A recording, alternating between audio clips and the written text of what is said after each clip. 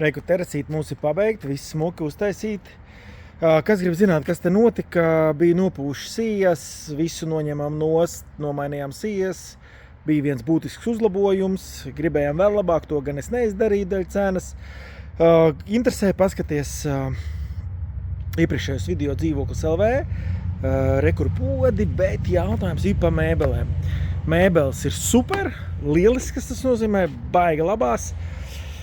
Jānotīra ir karčerīti, būs kā jauns, jo tas ir tīkoks.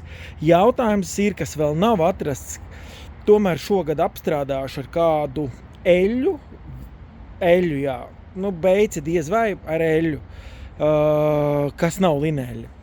Pasaki, ko tu iesaki no pieredzes, vai tev ir akācijas galds vai tīkoks, ar ko vislabāk iesmērēt un kāda firma. Tātad mums ir Jisks tirgo eļas, Tikurillā ir arī krēsls notīrīšu.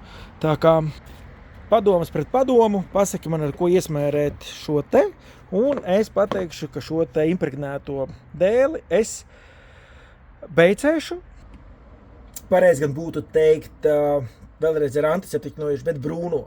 Un tas ne tikai aizsargās dēli, bet iedos arī brūno krāsu.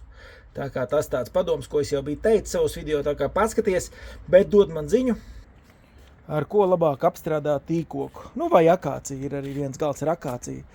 Tas varbūt jānotīra, jo tā noiešu ar karčeru, viss perfekti nonāk nost.